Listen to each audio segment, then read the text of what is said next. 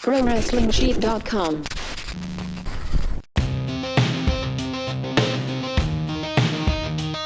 Welcome, everybody, to another episode of Collider Body Slam Raw Recap. I am your host, John Rocha, joined as always by the CEO of the Pro Wrestling Sheet over there, Ryan Satin. How are you, brother? I'm doing good. I feel like we're gonna have some disagreements here again today. I don't know. I just feel I can already feel it based on the one interaction we've talked about wrestling today so far. But I'm glad that a lot of you guys seem to have enjoyed the Royal Rumble recap that we did. Thank you so much.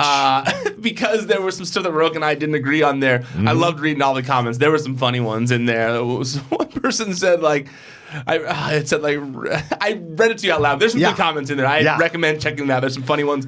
A lot of people get so mad if I give any sort of criticism to Becky Lynch whatsoever. I'm like a huge Becky Lynch fan. So I keep seeing these comments of like, whoa, you're too hard on Becky Lynch. I don't think that I'm that hard on Becky Lynch. But I don't know that you're hard on Becky Lynch at all. It's more about the storyline she's getting involved in and how they're using her. I think that's what you're hard on, not what she's doing. Yeah, right. That's how I look at it. At least I don't know. Maybe I'm wrong. But I'm excited to look. I'm excited to talk about Raw because a lot of interesting stuff did happen. Yeah, definitely. And starting off with the champ of the Men's Royal Rumble, Seth Rollins, starting out with his promo, talking about pointing at the sign, saying I didn't know there was a thing that wrestlers don't want to do that it's cliche to do that. I think it's awesome every time a wrestler does it. It's like, it's not a lot of people that get to win a Rumble and point at the sign. It's part of the thing. Yeah, exactly. It's what you do, for God's sake. So, he talked about it, and he was, excited to do this, and he wasn't sure who he was going to choose. Triple H comes out and goes, I need you to tell me who you're going to choose, brother. They have a back and forth, but then Ambrose comes out,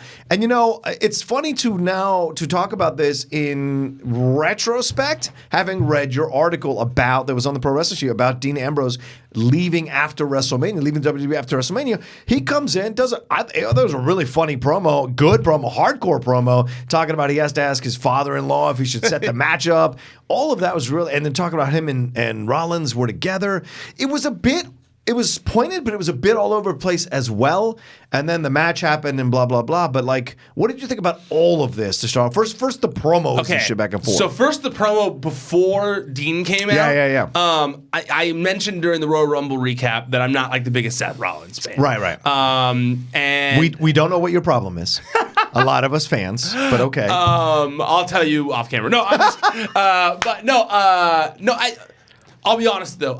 For me, it's really been the face Seth Rollins. I thought heel Seth Rollins was killer. Shield Seth Rollins killer. For some reason, Seth Rollins, just as cool guy Seth Rollins, hadn't been clicking for me. But I will say this much: this promo is maybe the first time since I felt that way about him that he finally changed my opinion. Yeah.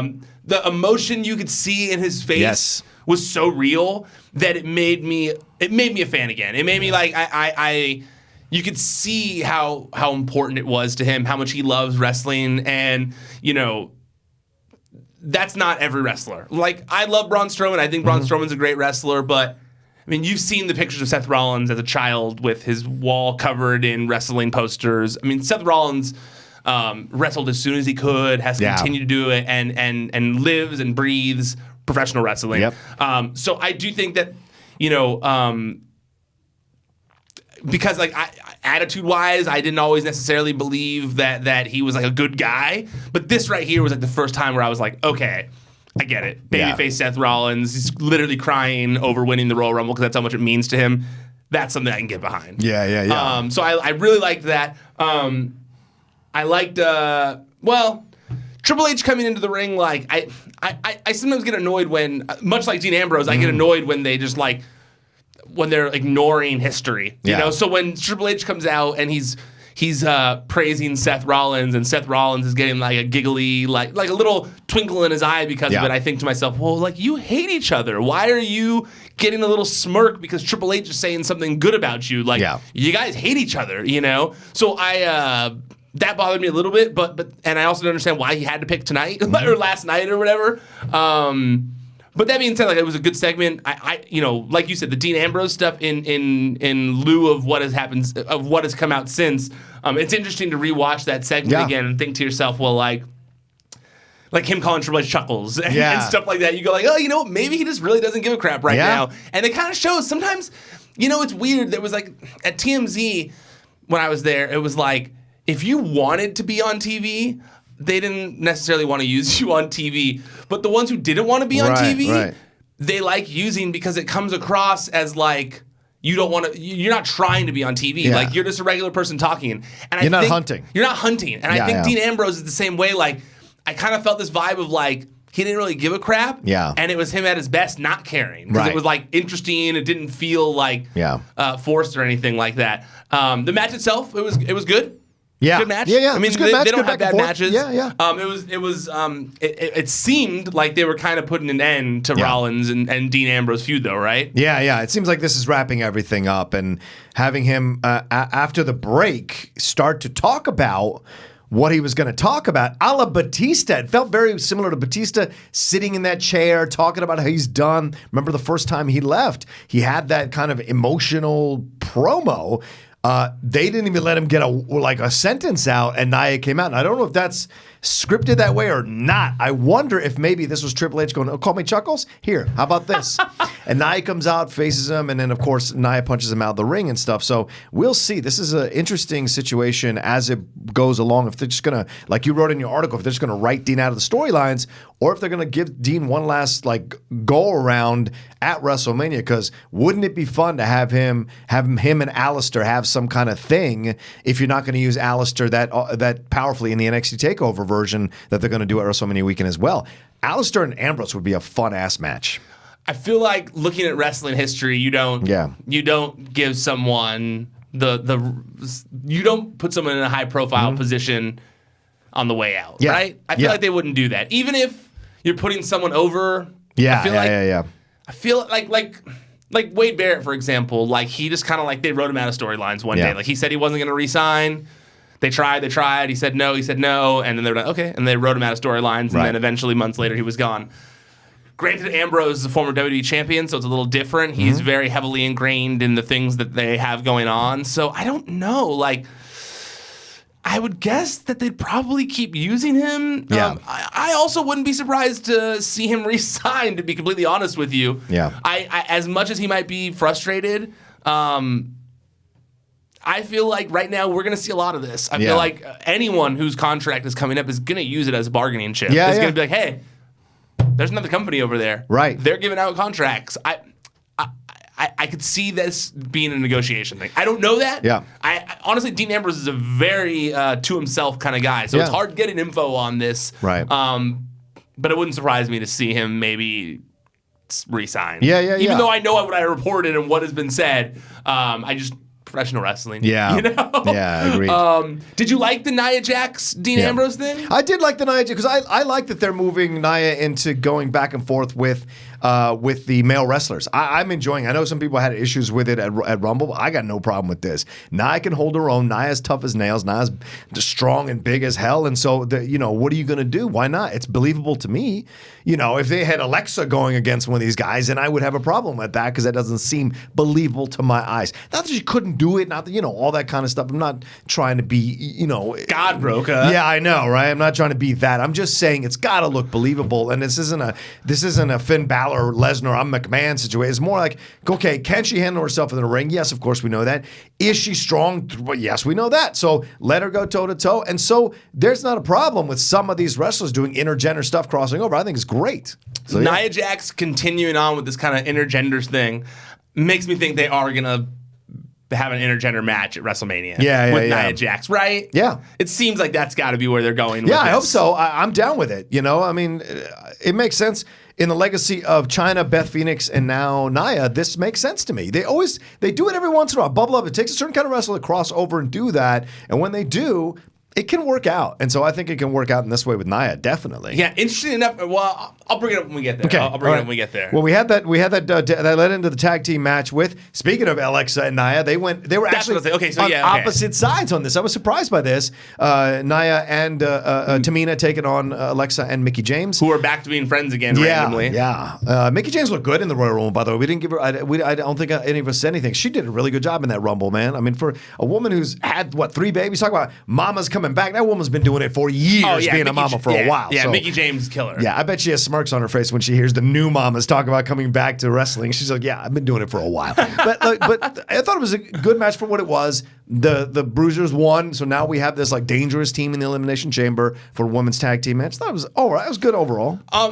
What surprised me the most in this match was how much they were cheering for Nia Jax. Yeah. Like, I was shocked. Like, it's funny how quickly wrestling fans can change their minds. Human beings, Ryan. It's not just wrestling fans. In anything. How many people hated Dennis Rodman until he played on their team? All of a sudden, they love Dennis Rodman. Same thing. T.O. Yeah, but it's kind of with the Daniel Bryan fickle thing where, like, humans are fickle. Wrestling fans, I guess humans are fickle. You're right. Yeah. But I guess, like, I mean, it was only a few weeks ago people were saying, like, Nia Jax was the absolute worst. They were, like, wanting her out of, she should retire. Go back to NXT. Like, you're hurting people, blah, blah. Then, like, she takes one RKO, and then everyone's like, well, biggest fan favorite now. Have her beat up all the women, and I was just kind of surprised. That's how it works in wrestling. Once you pay your due, once you pay the price for what you've done, like in the ring, then fans forgive you and start to go on your side. It's weird. It's a psychological thing. That's the only way I can explain it. People didn't like including me. I was mad how she messed this whole thing up. It worked out though, but like her taking the RKO, but not just that, her getting beat up by Becky and eliminated, all that kind of stuff, and then taking 3 finishers from the dudes, that kind of put her over and made her an underdog again. And so that's why fans, I think, were cheering for her last night, that she paid dues to the business in that way, and now people can cheer for her. That's just a suggestion. Possible. It's fickle. Yeah. It's fickle thinking. All right. Fickle. Fickle. Well, speaking of someone people aren't fickle on, Baron Corbin took on Kurt Angle. Oh, my God. I hate Baron Corbin so much. Yeah. Hate everything he does. The fans hate it.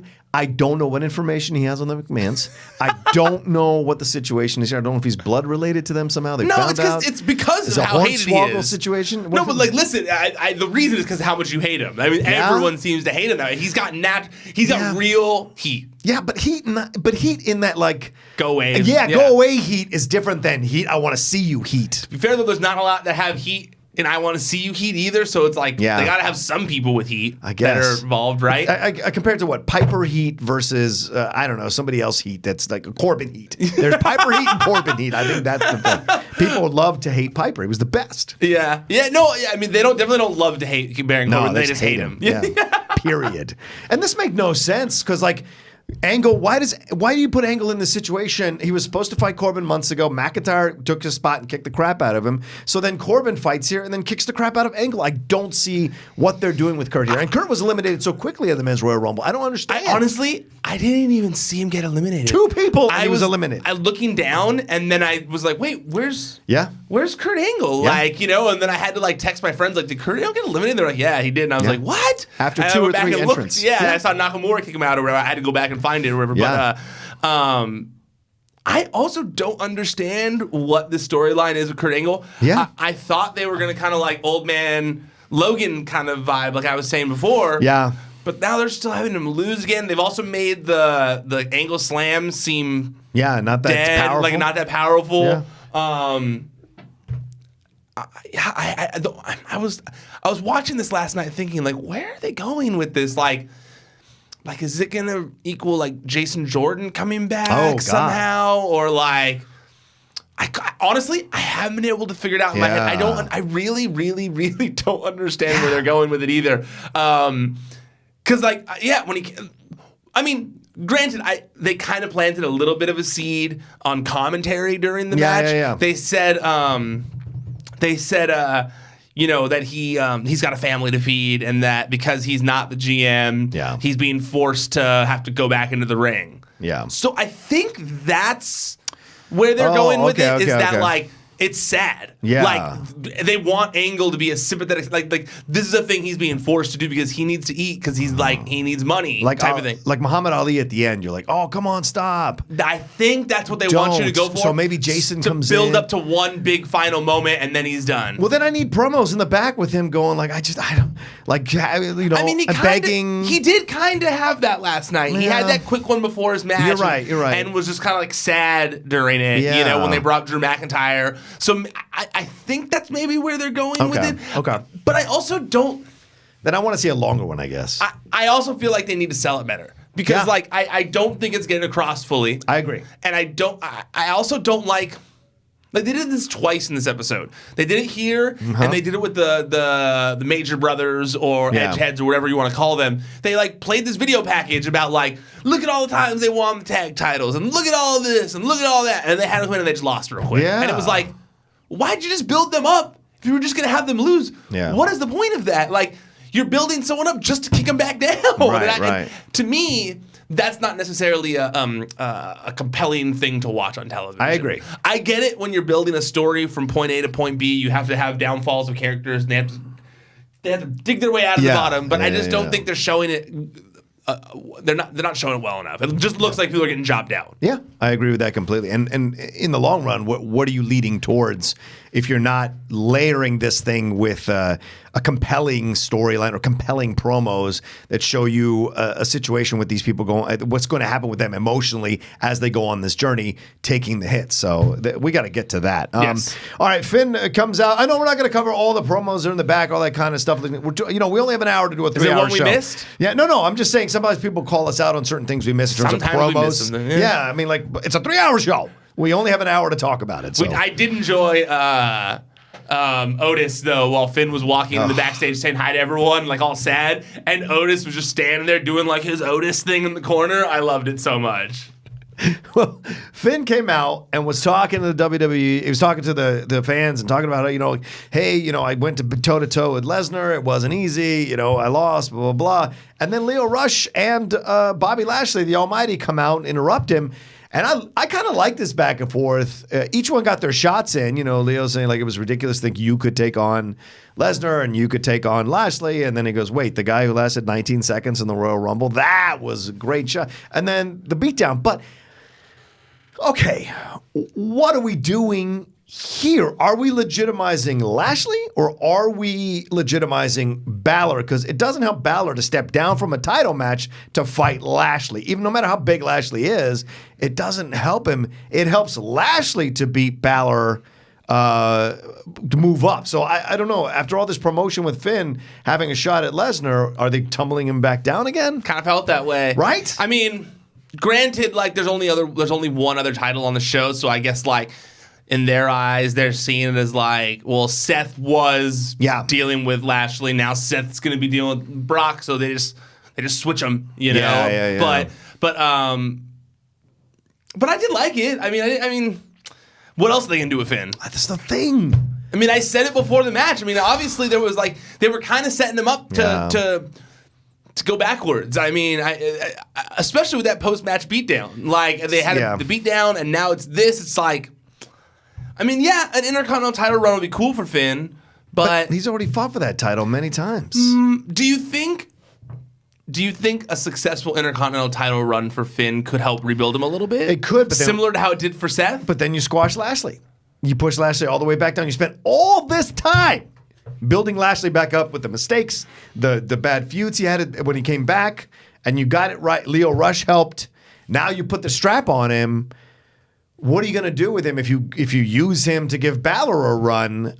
I don't know what you do in this situation. You know what I'm saying? I mean, the only thing is that you put Lashley in the main event scene too. You know? I guess now that Seth's going to need now that there's okay. Because to me it seems like as soon as Seth has the title, if Seth wins the title at WrestleMania, I imagine he will. I imagine as soon as like. The Universal Championship is off of Brock, and he's probably going to be out for longer this time. You would think that you need your main event scene to be a little more replenished, and everyone can't be fighting for the Intercontinental title. True. Really, all those guys were fighting over the Intercontinental title because there was no Universal Championship on the show. Right. So maybe that I'd imagine they move those guys into the main event scene, and Finn handles the Intercontinental title scene and. For the time being, because I mean, Vince isn't gonna. It doesn't seem like Vince wants to give him the Universal title. No, and he gave him the Universal title initially, so maybe he's got to work his way. He was. Yeah. So way different point in his career. I don't want to see the Demon versus Balor.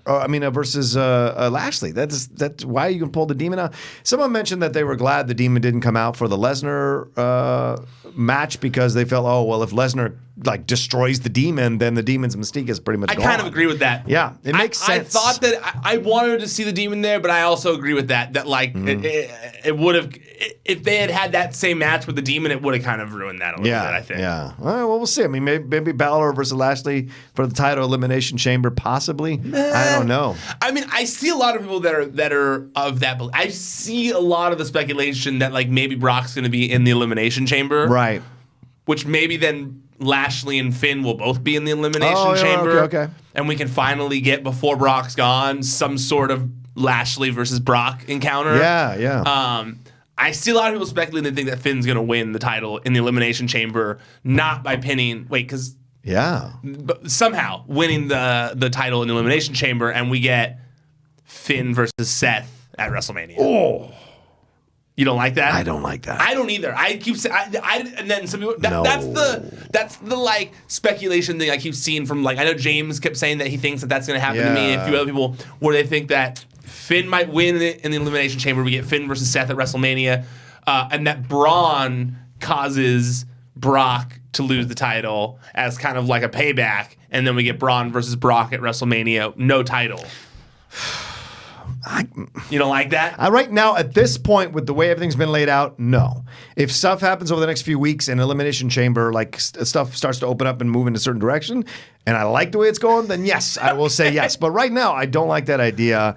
Because Balor versus Rollins at this point, with the trajectory that Balor is on, feels like an NXT main event, not a WrestleMania main event. Well, to be fair though, in this at this point, in this predicament, in this what's the word I'm looking for? In this iteration? Yeah, in this guess, whereas who knows if it'll happen. Right. This is of the assumption that Becky Lynch and Ronda Rousey are main eventing. Oh. So you don't necessarily need Good that points. Brock thing because Ronda Rousey's main eventing. Yeah, that's a good Ronda point. and Becky. Yeah, but it is main event. You want to? It means WrestleMania. You want 2 co-main events. That's how I looked at it. Yeah. That's what I was saying. That's why all along I said Brock versus Braun, because I thought that was more of a Vince type WrestleMania title main event.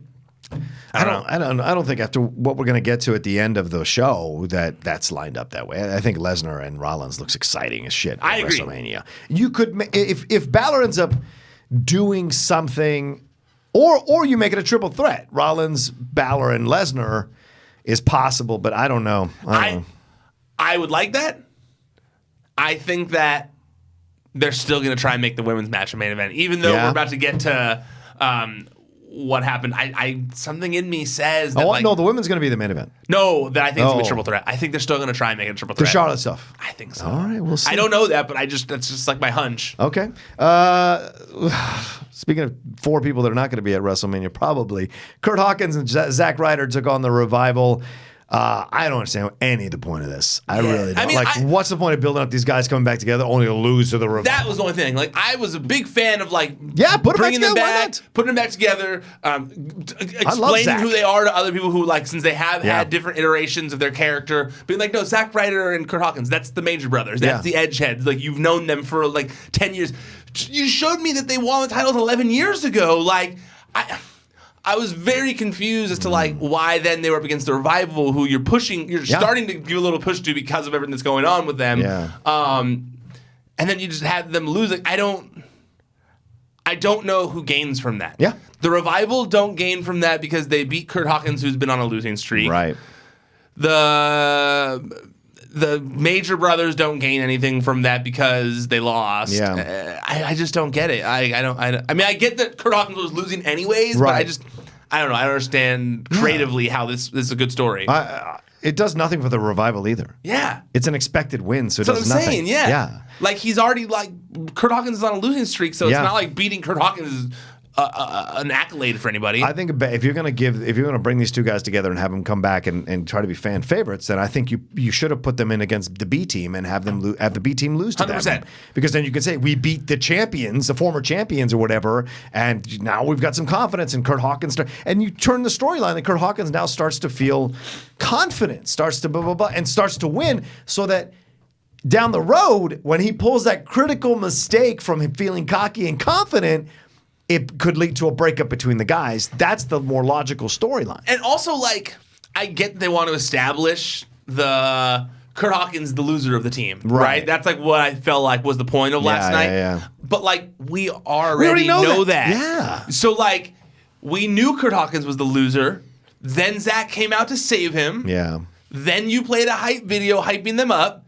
Then this is where you have them win finally, or it even have Zach win, not Kurt. And Kurt's like, oh, I was technically in a winning match just now. Let's keep it going. And you go from there, and then Kurt wins the next one, or whatever. But like, I didn't understand why you do all of that just to kick him back down by having him lose. Yeah. Like, it just didn't make sense to me. I agree thoroughly. Well, baby, one of my favorite parts of the night are up next, and that's Jeff Jarrett and Road Dogg. I mean, Road Dogg can still do it. He comes out. He could be 100 years old. This was your favorite part of the night? No, it was one of my favorite parts. Interesting. Absolutely. Look, I just love Road Dogg. And I do too. Jeff Jarrett coming out not wearing that crap was nice too. Helpful. And he certainly had a better promo than he was doing when he came out for Royal Rumble. So I like that. But Road Dogg coming in with him was just the perfect compliment. And I love Road Dogg to pieces. I am also a huge Road Dogg fan. Yeah. The New Age Outlaws are my favorite tag team of all time. Wow. Strong statement. Personally. No, but I think that's a valid point of view to have. They were fantastic. I love DX. DX is my favorite growing up. This is why we fight, because I'm an NWO man. He's a DX man. Yes, it's a tough one. I love DX. I love the New Age Outlaws. They're like the reason I've learned so many slurs as a child. like so many things that I didn't know as a child that I went and figured out. Like my brother would be like, "No, that's what that means." I'm like, "Oh." That being said, I did enjoy the segment. I think Road Dogg was awesome. Road Dogg was great. Okay, I'll say this much. I have a lot of feelings on this segment. Please. I enjoyed Road Dogg. I tweeted right after I was watching it. I think actually Road Dogg should be an authority figure on the show. Hell yes. Road Dogg was very entertaining. He holds your attention. He's also funny, but he's also authoritative because you've seen him kick ass. So I was watching that thing and all that. Yeah. One thing I really didn't like about it, I felt like him wearing the Becky Lynch shirt was a bad call. Okay. Because he's not young and hip anymore. Like, I love Road Dogg. Wow. But Road Dogg is a grandpa. Like, Easy, man. Hey, no offense to grandpas. Easy, man. But I'm just saying, if you're marketing this shirt as like the new Austin 316, and like this is what cool young people wear, then like putting a grandpa on television in that shirt isn't necessarily going to help sell that shirt. It's going to be similar to when Jerry Lawler was going like everybody Fandango or whatever. And it's like, that was ridiculous. Oh, wait, that's for old people. Like, so I don't think it was helpful to put him in there. If he just wear a DX shirt, it would have been cool. Sure. I realize there probably wasn't a DX shirt handy backstage, but like, I'm just saying. I'm sure Triple H has got a few sitting around his office. That's a good point. Yeah, it's a good point. That was one. That was one. Yeah. Two, I feel like the With My Baby Tonight thing, while a fun throwback, bombed at the Hall of Fame ceremony. Yeah. It was not as entertaining as they thought it was going to be. They've continually, because of something to wrestle with and Bruce Pritchard making that song semi-relevant again, they think that everybody loves that song again. And that's not the case. No. I really hated that song. I hated that song then. I think it's annoying now. I don't think that... I also feel like most people, when they see Jeff Jarrett, don't think... Oh, sorry. Most people, at least my age, I feel like your age maybe too. Sure. When you see Jeff Jarrett... I don't think you instantly think of that roadie character anymore. Nope. You think of the Don't Piss Me Off Jeff Jarrett. Right. Like, I was shocked that they're using his old roadie theme and they're playing off of the roadie stuff. Like, Jeff Jarrett was more popular in WWE, in my opinion, when he was doing the whole, like, the sexist guy thing, and he was "Don't Piss Me Off," and the guitar, like the holding the guitar with the "Don't Piss Me Off" on it. Right. Even his theme song was way cooler than, in my opinion. I love that Jeff Jarrett theme song. I hate that they're using the old like '90s one. I don't know. I don't like that. Will you explain to some of the younger fans who Roadie was or Roadie is? You what was that better than me. Because wasn't it Road Dogg? Was it? Yeah. It was his. He was his roadie. He was roadie, in essence, before but he was supposed joined to be the DX, one that was singing the song. Yeah, right. So he would go with Jarrett. That's how how he got it. Kind of like Triple H being the who was what was he when he bent down? What was he I forget. Hunter Hearst Helmsley? Hunter Hearst Helmsley, right? He was initially a kind of a pseudo valet, and then he became the fighter. And then Well, no, became I don't think he was a valet, but he was Austin was the valet for DiBiase or something like that. Yeah, I remember that or something like that. Yeah. So then Hunter was the Hearst. Yeah, so everyone had different things. Yeah, that was and his then original found character. themselves in DX or solo like Stone Cold did. So yeah, that was like what Road Dogg initially. The fact that he still knew the words and he was singing along with it shocked the hell out of me. No, because they've been singing it all the time now because of Bruce Pritchard. They literally it's been a thing all the time. All the section of fans that are pumped on that song again because of Bruce Pritchard. Right. I don't know what I think about Jeff Jarrett becoming an on-air figure again of some sort. I think it's just momentary. No, I don't. What? Well, we put up a story yesterday. He re-signed with WWE. What? Yeah. Rocha's just I love getting his reaction to that. Damn it. No, we put up a story yesterday that basically he's going to be working behind the scenes as a producer in WWE. Okay, behind the scenes. But PW Insider reports that he is also going to be in on-camera, in some sort of on-camera role, and then the feud with Elias started last night. So wow. I don't know if that's where it's leading to. I don't know. I don't know. I'm still working on it. Do you think they hate Elias? Like, what is the problem? I'm just confused. Is Elias not that good of a wrestler? I don't know. I've liked him. I've liked when he wrestled. I just want to know. I was very confused in all of this as to who the heel and the face were. Well, it's very clearly that Elias is heel now. I mean, him saying, I can't believe I made songs for you guys, blah, blah, blah. Was Jeff Jarrett supposed to be a face, though, last night? I think he was. But that's why you bring in Road Dogg, who everybody loves. But he was doing the slap nut stuff. And he was doing it to Elias, not to the fans. Yeah. So I think he's I guess I'm just face. so used to Jeff Jarrett being a heel in wrestling that it's hard for me to accept Jeff Jarrett as a face. Yeah, I know. Right? I could understand that. He's been a face before.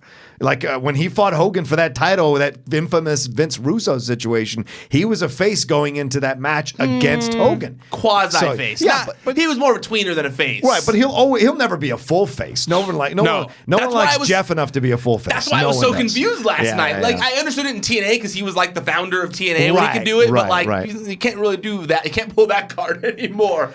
I do think though, when I was looking at when I was thinking about the idea of him returning to WWE and getting hired.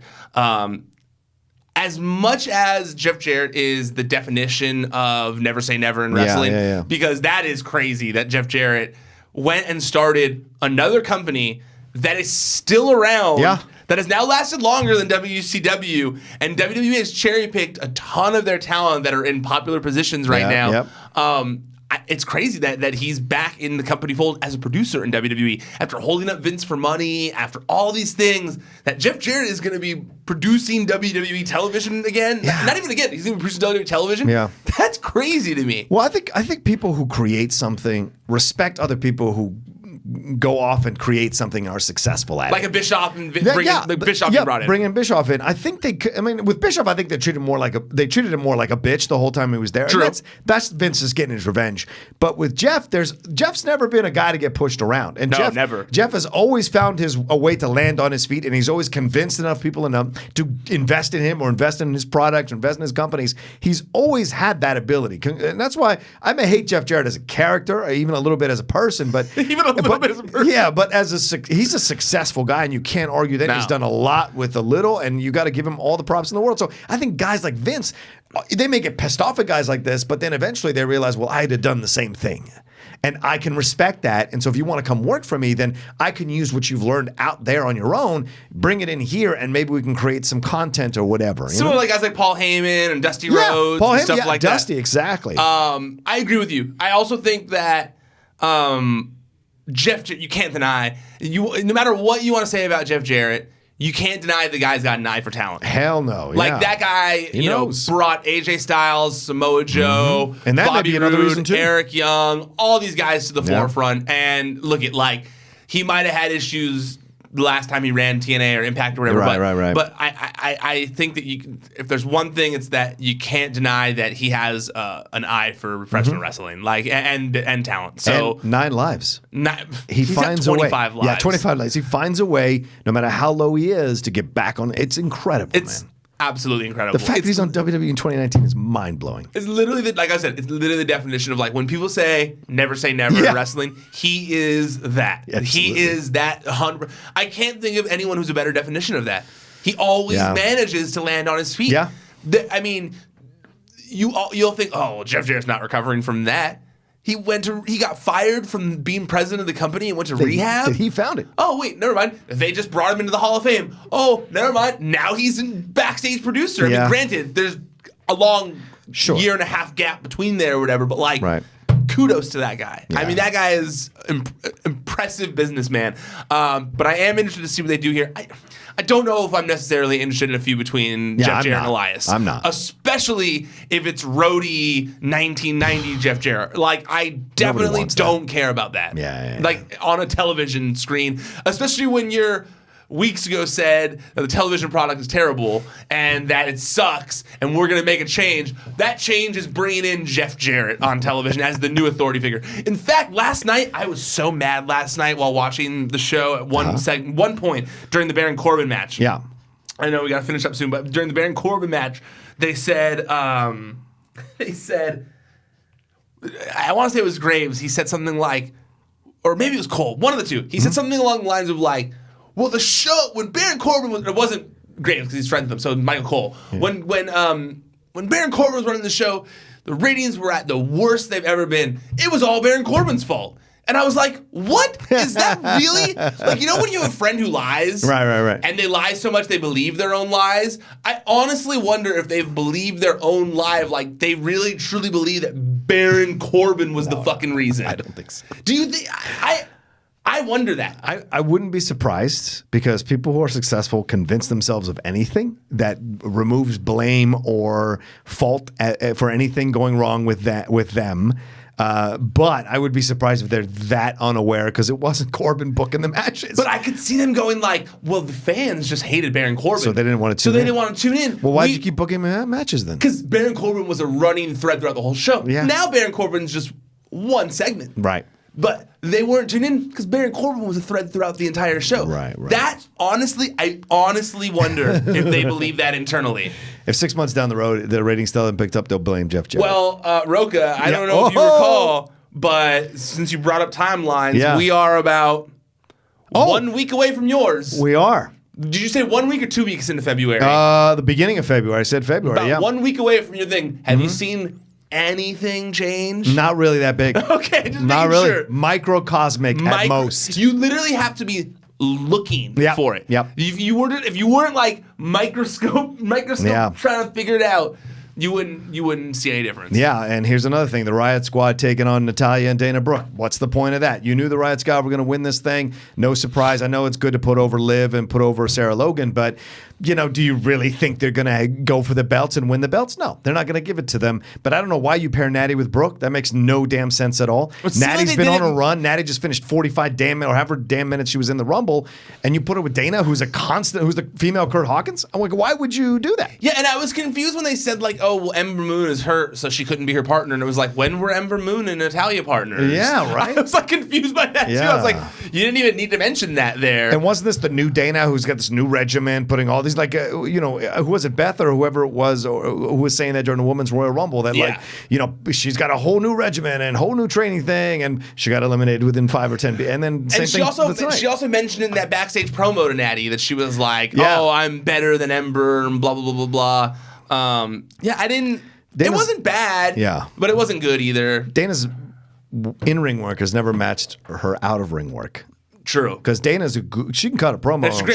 She's a good character. But in-ring, for whatever reason, she can't put it together. Do you think the Riot Squad should win the titles? No. No? You think it should be Bayley and Sasha? It's got to be Bayley and Sasha. It's got to be. And it'll be against Nia and Tamina. No doubts. Well, it's multiple teams, isn't it? Yeah, but I think in the final, right? Well, they already... Or is it going to be an Elimination Chamber tag team match? I think it's going to be an Elimination I want to see how that happens. I have to go back and look. I forget exactly. I'd have to go read it. But wow. Okay. I think they did say that because they said on Raw last night that it wasn't a normal tag team match. That it was like, I think they said it was in the chamber. So are going to be 2 people in the chamber and then Haven't they get released? Haven't they done a tag team elimination chamber once? I don't think that I can recall seeing a tag team elimination chamber where 2 people are in and the thing gets raised and they come out. I could have sworn there was one semi-recently. While I'm looking that up, I feel like I want Sasha and Bayley to be the first tag team champions. Yeah. I feel like they're going to trick us and not have them be it. Okay. I feel like the Riot Squad could win it first, and then Sasha and Bayley win it at WrestleMania from them or something like that. Okay. Tag team elimination chamber. Yeah, there has been tag team elimination chamber matches. That's what I thought. Yeah, there has been where they were both standing in it. Yes. Yeah. Just wanted to make sure. Okay. So yeah, I feel like the Riot Squad have done a really good job. They're very interesting. Yeah, I like them. I as much as I enjoy Sasha and Bayley, I feel like it's just so obvious. That's the only way they're gonna do Sasha. The only way I foresee them doing Sasha and Bayley as the first tag team champions is if they already have some kind of big match lined up for them at WrestleMania, like Trish and Lita. Yeah. Because if that's the case, that'd be kind of cool. I would like to see Sasha and Bayley versus Trish and Lita at WrestleMania for the women's tag team titles. Wow. Okay. That'd be a good match. Okay. That'd be cool at least, right? I don't. You But would wanna I see get that. you wanting to. I get what Okay. people would want to see that. I don't. Okay. I also don't want to see them against Nia and Tamina either. So I'd like something else, maybe from the SmackDown side. Remember, because are they going to SmackDown going to have their own tag team belts, or is it tag team belts for both federations or both brands? They really haven't specified. Well, that's what I'd like. I'd like it to be a Super Bowl for the tag team championship. The top Raw tag team versus the top SmackDown tag team, and they are the tag team champions, and they go between both brands. I hate that, but I mean, not that I hate the idea. I just, I'm of the belief that if you're gonna have a brand split, have a fucking brand split. I like, agree. I don't want to see someone from Raw. I just remember when they did that when I was younger. Yeah. I remember when there was a brand split and they started sharing champions or whatever like that, right? Yeah. Like, Yes. And I remember I remember what happened being like, what's the point of this brand split then? Like, why are we doing this brand split Who's if the these show? people can just, if the champions are going to be on both, like, why? Yeah, like, what are we yeah. doing here? So I'm of the belief that if like you want to have champions on the same champion on both shows, then end the brand split. But I don't think that's what's going on. I think if anything, to me it seems like with all these hirings going on behind the scenes, I think that they're going to have even. I think WWE is preparing to up their content even more in 2019. I think that we're going to have. This is just my guess. Yeah. But I feel like we're going to have. You know, on the Fox show, it's going to be like its own dedicated people, like own dedicated staff. There's going to be an India show. There's going to be the UK show. There's going to be so many things that it's going to be content overload. I think that they're going to add another NXT show. Probably. These are all my guesses, but from like I would say educated guesses from what I keep hearing of little tidbits here and there, and just kind of like what my eyes are piecing together and stuff. I think we're gonna have a lot of content next year with all this different stuff. I got sidetracked there where we were on. That's all right. Let's jump on to the big thing. Good. Oh, you. Here we go. Are you guys ready? Did you enjoy the foreplay? Because now it's time for some real effing stuff. All right, here we go. Ronda Rousey. Time for some real effing stuff. Ronda Rousey, Becky Lynch. I went through a cavalcade of emotions watching this because initially I was with the fans booing Ronda when she came out to do her first promo. But they were merciless, and you could tell Ronda. That's the moment you're like, look. As much as my criticism about her in-ring work is my criticism sometimes blown spots are green. This is something she's never done. The promo stuff and talking that, doing it at the press conferences at UFC is a different ballgame. This is constant like reminder if you're doing well or not doing well. And it is a loud one, and they drowned her out. She didn't know what to do. She fumbled on the mic, and then she just quit on the promo. So much so they had to play Bayley's music. That is not what you want to see from your champion. No. And Ronda's not at fault for this. Everybody in creative who pushed her up the fucking chain too fast and put her in this position is to blame for this. Because Ronda is not ready. She was not ready to be the champion. Maybe in ring work, maybe in the ring, but certainly not outside the ring. She's done maybe two good promos the entire time, two fully good promos the entire time she's been doing this stuff. One was Nikki Bella, and the other one was a few weeks ago. And so that's good, but like that's not enough for a champion. If they can get frazzled this quickly, that's not a good thing. Yeah, but you could say that about 90% of the roster. If 90% of the roster had to deal with that, they would be just as frazzled. You can't say that you don't think that. Well, I don't know if I would say 90% of the roster. No, if because they all come through the indies doing promos. They don't all come up through the indies doing promos. First of all, there are barely any promos on the indies. There are literally really. There are literally like no promos. I on the watched that indies. championship, Hollywood Championship, whatever that is, wrestling, and they do promos. I saw your boy Jamie doing a promo. To be fair, that's not technically indies. That's a television show. Most indies don't have a television show. All right, fair. There's a difference between the two. Fair. The television show that's syndicated across the country is different than indies, where these guys are doing small shows for 50 people. All right. There's no promos involved in that. To me, I think anything below WWE, other than TNA and New Japan, Ring of Honor, sure, not indie. I think those are the four, and then everything else. Yeah, because those all have TV indies. shows. Right. I'm just saying, Championship Wrestling. I hear what you're saying. I can be correct. While they may be considered an indie, yeah, they have promos because they're a television show, and they understand that they need to have storylines. But I would be curious to hear from the fans if you guys go to indie shows and they don't do promos. They don't. I've been during to them. the shows. They don't. All right. They don't. I go to PWG. All the super indies. Oh yeah. There are. Trevor Lee is one of the few people who's doing promos at shows. They're for the most. The thing you hear. The reason they send people to NXT is to get good at promos. Like that's why they send them there. Is because they already have the in-ring skill. Yeah. But we need to teach you how to act. We need to teach you how to talk. Like, right. Because you didn't have to flex that muscle on the indies ever. Like there are guys shooting promos on their phones for social media and stuff like that. Okay. But that's the ones who are overachieving. Like those are the overachieving types. And so I think because there are people obviously who feel like Ronda, like you, who feel like Ronda's had things handed to her, and so those people boo. I think if the crowd was that loud against almost all the roster, they would have trouble with it. You've seen it when they're doing the what chants and people can't get through it. Granted, Ronda really got frazzled last night. There's a difference between getting stumbling or whatever. But we rarely hear the crowd like that either, though, right? Yeah, I mean, when do you ever hear the crowd that loud? But if you want to hold the strap, if you want to be the star, this is part of it. But she doesn't want to hold the strap to be the bad guy, so I think it's a little bit different. No, what I mean is I don't think that she thought that she didn't get into this. She got into this to rebuild her career and be the one they cheer, not the one they boo. Yeah, and I think, and I want to be very careful how I say this. I think this is one of the drawbacks of the Ronda. Ronda's an incredibly physically superior being, fantastic in the ring, but I think sometimes mentally Ronda can get super frazzled. I mean, when you hear the stories about her after she lost to Holly and went off in the woods and was all by herself and didn't know what to do, was considering killing herself. He was like, it's just a match.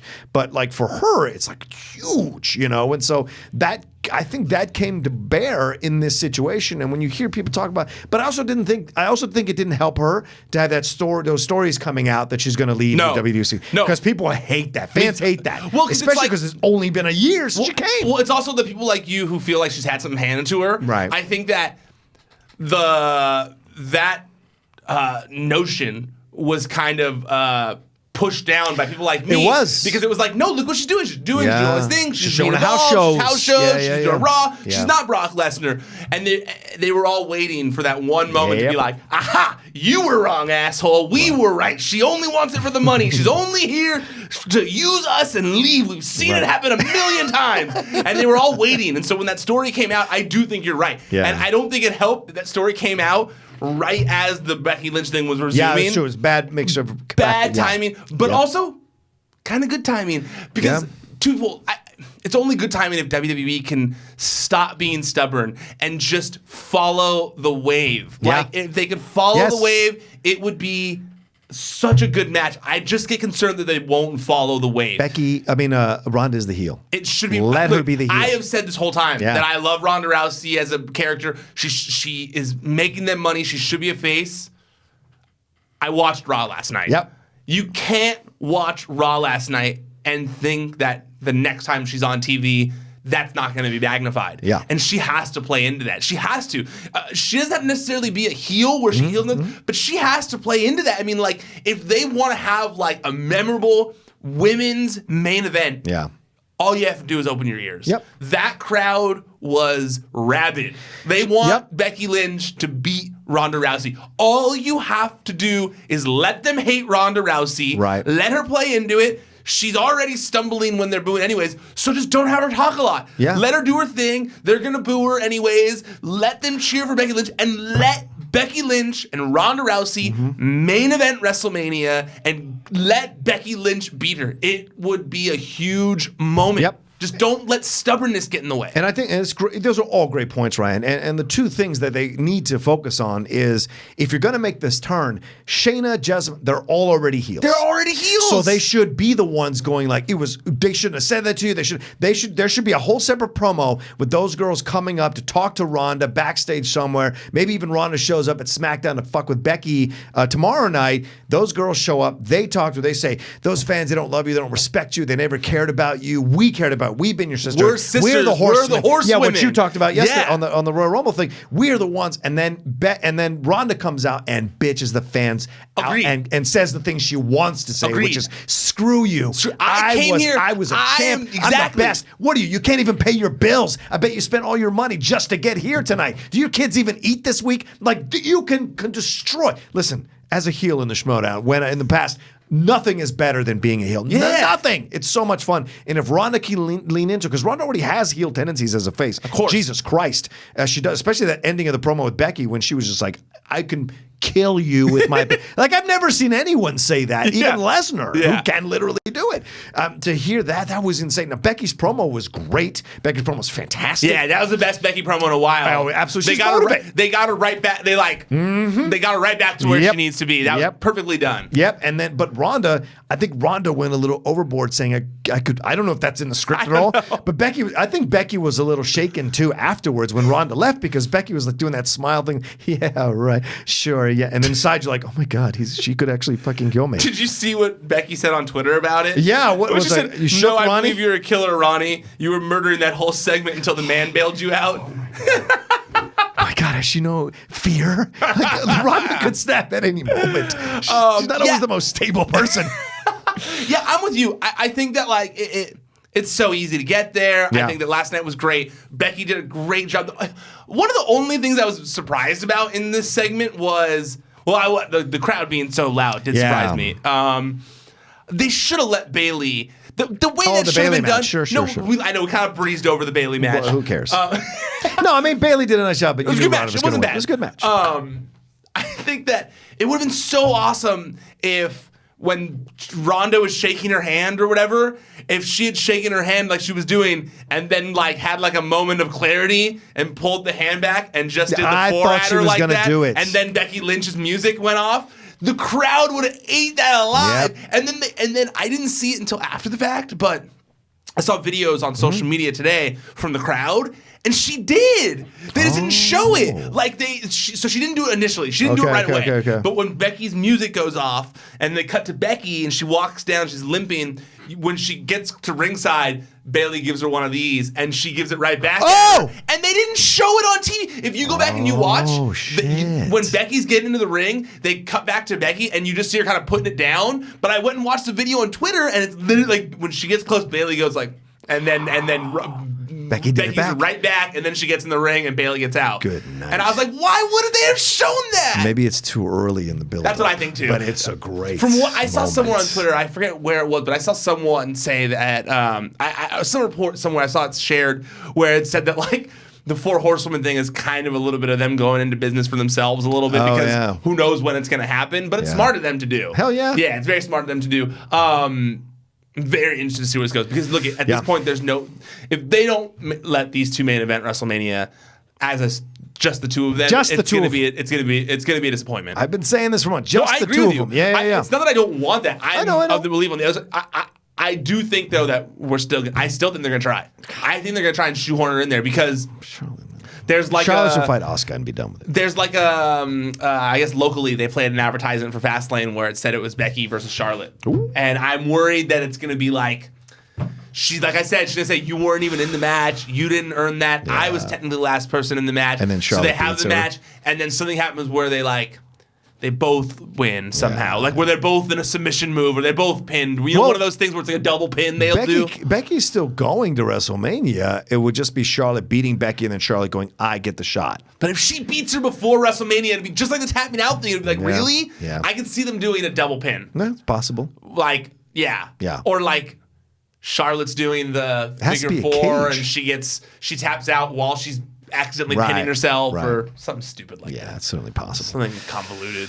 Speaking of stupid, Strowman and McIntyre, I don't know what's going on. Anna, we're running out of time. So, Sorry, I forgot. Yeah. I thought the women's thing ended the show. No. Not a bad match. Yeah, not a bad match, but then again, I don't know what we're doing with Strowman Me here. neither. I don't know. Or McIntyre. I was thinking the same thing. Yeah. To me, the McIntyre thing would have been more intriguing. Yeah. Or Angle McIntyre thing that I proposed would have been an more intriguing storyline than possibly Braun and Drew McIntyre. Yeah. I'm worried they're going to do like a big behemoths kind of match. Like where it's the triple threat will be, like it'll be a triple threat. Drew, Braun, Brock at WrestleMania. No title. Wow. Just the three of them. And that Finn wins the title, and that's what all this was about. But I don't know. It's a weird way for Brock to go out. But maybe. Who knows? It is a weird way for Brock to go out. I agree. Rollins and Brock, this promo was great. Yeah. Brock giving him 5 F5s is fantastic. You know, this occurred to me as I was watching. I know we got to go, but like, I wonder if there's a new finisher that Brock can try. Like, I'm kind of done with the F5. I've seen the F5 a million frickin' times. Yeah. I know I've seen the leg drop of Hogan, but that's Hogan. He's classic, he's a legend. And the pedigree still works and the stunner still works. But I think everyone else's finisher is up for grabs, is up to make changes. And You can't change the F5. I would like to see him do a new finisher that no one saw coming. That would be great. He had the Brock Lock thing he did for a while. Yeah, for a little while. Yeah. But I mean, Brock's not really adding to his moveset at this point in his career, I don't think. I guess not. I just would like to see something new. Taking things away from his moveset. That's a fair And they did it was weird because they had this whole segment, and it wasn't clear when the show went off the air if Seth had made his decision, right? Yeah. But then on WWE.com, like seconds after the show went off the air, they announced officially Seth versus Brock at Mania. Yeah. The card's shaping up to be not bad. I'm looking forward to it. It looks like a good card where from the mess that we saw a few months ago, it's kind of rounding into shape. And I think this is overall what maybe there needs to be a real big discussion in creative going forward into 2019 after WrestleMania. It's like we got to do a better job of the mess before WrestleMania because we rarely mess up a WrestleMania. Yeah. But it's just all these things in between. We need to have more of a streamlined process because the way it's been done, it has not worked over the last year. And so I think there's changes to be made there. Yeah, it's true. It's funny. You always forget, but it's like, Royal Rumble to WrestleMania is always awesome. Yeah. It's almost always awesome. Yeah. I shouldn't say always, but like it's almost always awesome because And they know they Elimination have Chamber to. too. They Yeah. have to perform Right. at that point. Right. And the months prior are much more. They're much more vibrant and edgy and fun and interesting. Yes, So, I agree. Seth stuff though. I thought it was a good ending, good way to kickstart their feud. I didn't even realize that they've never technically they had that one match and it was DQ the end DQ. So it should be good. I'm into it. Into it. Seth's growing on me after last night. After this agreed. After this back and forth, the match is growing on me too. Yeah, me too. Where I wasn't sure about it, I like this now because Seth looks like he's ready. Me too. And I like that. I felt that. That's exactly how I felt. Yeah. If they can make Seth the believable face champion again, I'm into it. Yeah, agreed. All right, well, that's our Collider Body Slam Raw recap. As always, thanks for everybody for listening and watching. We'll be back tomorrow with a Collider Body Slam Smackdown Live recap. Ryan, where can people find and subscribe to the stuff you do? ProWrestlingSheet.com is the website. Wrestling Sheet on social media. You can go to youtube.com/c/Wrestling Sheet to find all the videos that we do, the recaps, Wrestling Sheet Radio, all sorts of fun stuff as well on there. So go check it out youtube.com/c/Wrestling Sheet. While you're there, make sure you like the video if you actually like it. Don't dislike it. That's dick. But make sure you share the video and stuff too. Let your friends know you like it. It really helps. We've been gaining subscribers. I really like that a lot. It makes me very happy. So please subscribe while you're there. Leave comments. I read them all. I remembered while we were talking the one comment that I liked. They said your insistence on critiquing Ronda Rousey is very similar on your insistence on defending the Transformers trilogy of movies. But I'm way more right about it. Way more people are on my side about Ronda than they are about the Transformers movies. So go make sure you guys leave those comments. That I'm entertained by all of them, even the ones who are mean about me. So go check them out. Wrestling Sheet, ProWrestlingSheet.com. I'm at Ryan Satin on social media. Yeah, there you go. All right, you can follow me at The Rocha Says on Twitter and on Instagram. Like I said, tomorrow, another episode of Collider Body Slam Smackdown Live recap. We'll see what happens if Ronda shows up. Stay tuned. We'll talk to you then. ProWrestlingSheet.com